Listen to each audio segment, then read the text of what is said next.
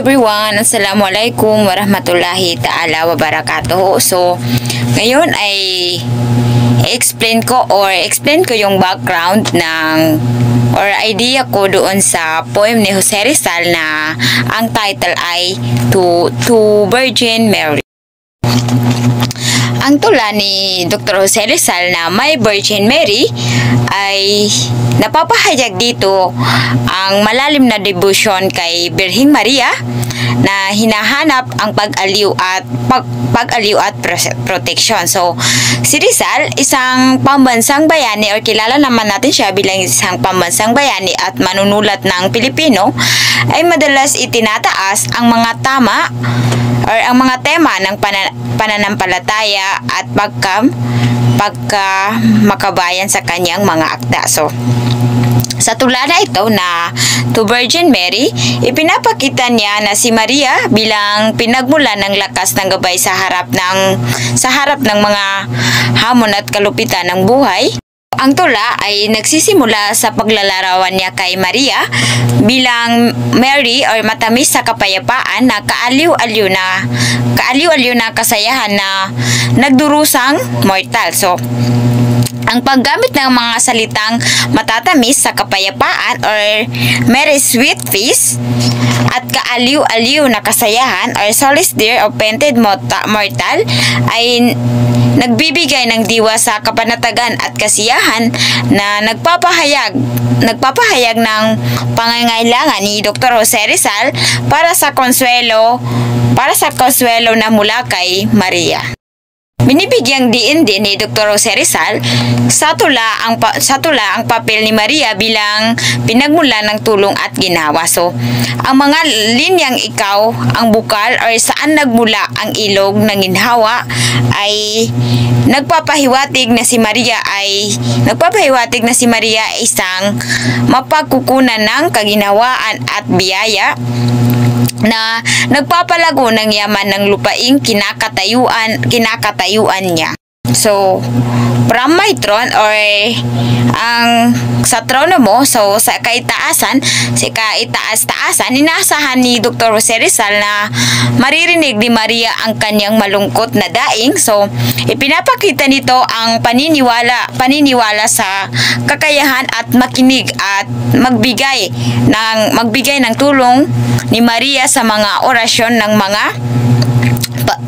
nagmamakaawa sa kanya. So, ang pagnanais na maprotektahan ang tinig ng umaakyat na mabilis na lipad ay naglalarawan ng pangangailangan ni Dr. Jose Rizal para sa gabay at tulong mula sa kanyang mga paniniwala or pinaniniwala ang banal. Binabanggit din ni Dr. Jose Rizal ang pagiging ina or to art my Mother Mary. So, to art my Mother Mary, si Maria ang kanyang daigdig na tahimik. So, ang ina na ito ay inaasahan niyang maging fortress at guide ng kanyang buhay. So, sa ganitong paraan, ipinapakita ni Dr. Jose Rizal ang tiwala at debosyon sa mapanagot na gabay ni sa paglalarawan ng Angry Sea. Ipinapakita ni Dr. Jose Rizal ang paglalarawan ng mga hamon at pagsubok sa buhay ni Maria ay inaasahan niyang maging tanggulan at gabay sa gitna ng mga masalimuot na karanasan. So, ang pagnanais na makamtan ang tulong at pag-ahon mula sa paghihirap at kahirapan ay naglalarawan ng pangangailangan ng tao sa kanyang pananampalataya at pag-asa. So, sa harap ng mga pag-asa sa harap ng mga suliranin So, sa mga linyang periously vice pursues me, if in my fence death harasses me, so, ipinapakita ni Dr. Jose Rizal ang idea laban sa masamang gawain at pagharap sa kamatayan. So, ang kaharian ni Maria ay inaasahan niyang maging tagapagtanggol at tagapagligtas sa oras ng pangangailangan. So, ang hiling na help me and drive away my woes ay nagpapahayag ng kahilingan para sa tulong at paglaya mula sa mga suliranin ng in conclusion, ang tula ni Dr. Jose Rizal na may Virgin Mary ay nagpapahayag na masalimuot na relasyon ng tao sa kanyang pananampalataya at pagtitiwala kay Birheng Maria. So, ipinapakita nito ang pangangailangan ng tao sa espiritual na gabay at kahibangan sa harap ng mga hamon ng buhay. So, ang pagkakaroon ng malalim na debosyon kay Maria ay nagpapahayag ng paniniwala sa pagiging sagrado sa kanyang papel bilang ina at tagapagtanggol. So, sa pamamagitan ng tula na ito, isinusulong ni Dr. Jose Rizal ang halaga ng pananampalataya at pag-asa sa pag-akyat sa mga pagsubok sa buhay. So, that's all po. Thank you for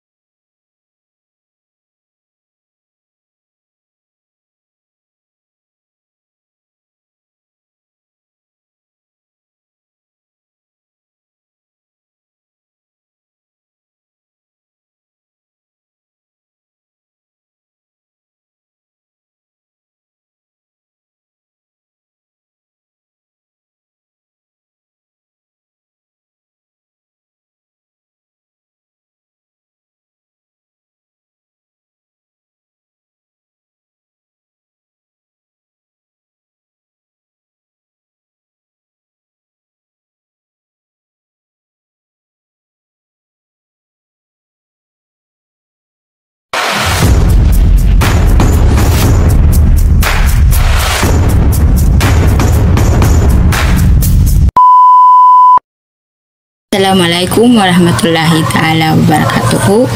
My name is Munayda Jamrud from BSSW 2A. So, ito yung insight ko doon sa poem na tula ni Dr. Jose Rizal na To the Philippines. So, ito yun.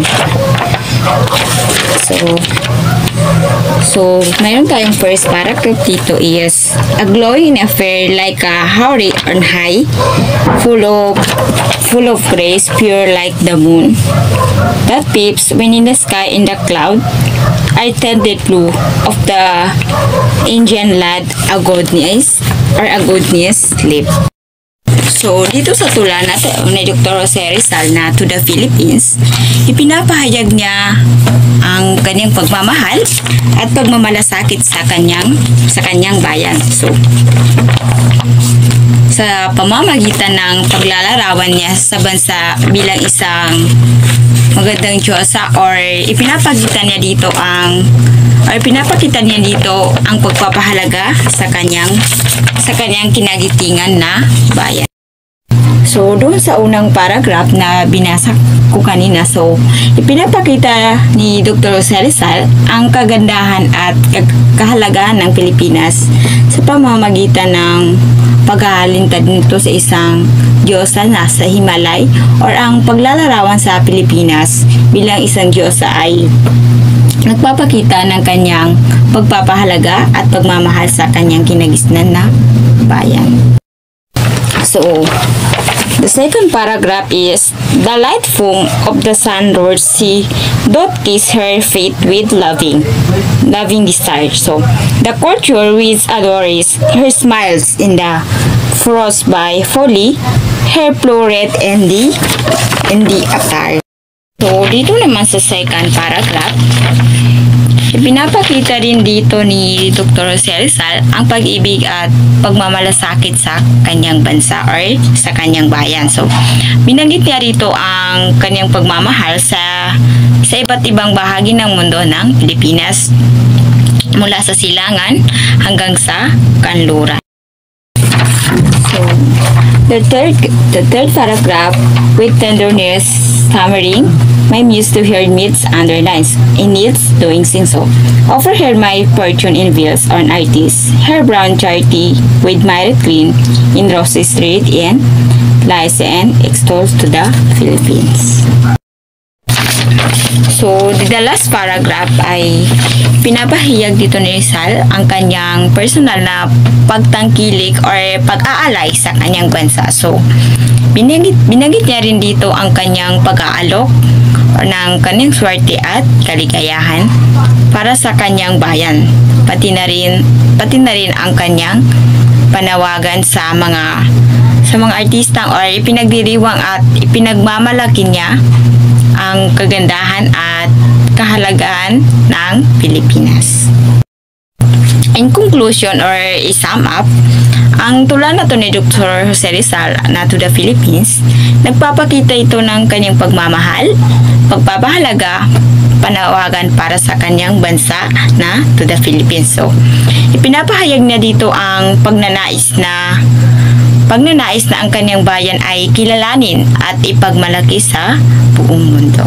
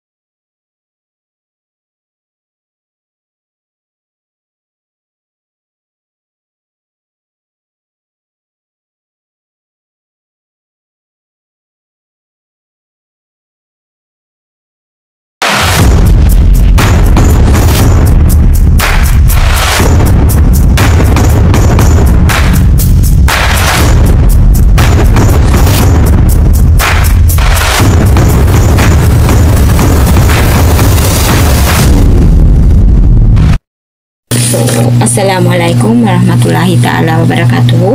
My name is Munaida Jambrut from BSSW2A. So, here is my insight doon sa poem ni Jose Rizal na napili ko ay Song of Maria Clara. We have this the third paragraph dito sa tula na sinulat ni Dr. Jose Rizal. So, the first paragraph, sweet are the hours in one's own native land, all there is friendly aware with the sun, shines above. Verifying is the breeze that waft over hill fields, even yet is gratifying in more tender is love.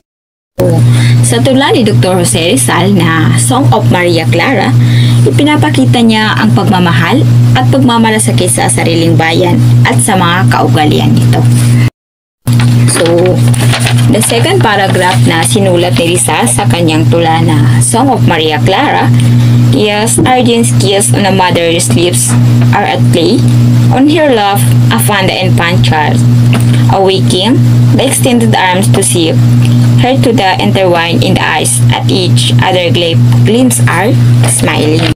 So, the second paragraph dito sa tula ni si Rizal, pinapakita niya ang pagmamahal at pag-aalaga ng isang ina sa kanyang anak.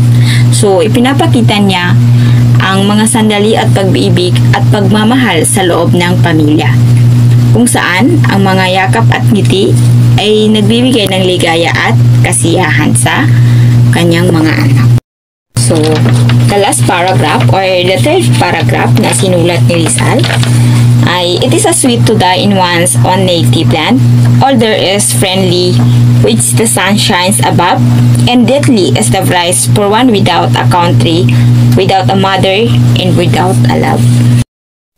Sa last paragraph or panghuling paragraph ni Rizal sa kanyang tula, so ipinapakita dito ni Rizal ang kahalagaan ng pagmamahal sa sariling bayan. So, binibigyan ang diin niya na masarap mamatay sa sariling bayan kung saan lahat ay magiliw at kaaya-aya. So, sa kabilang banda, pinapakita niya rin dito ang lungkot at pagkalungkot ng isang tao na walang bayan or walang ina at walang pag-ibig.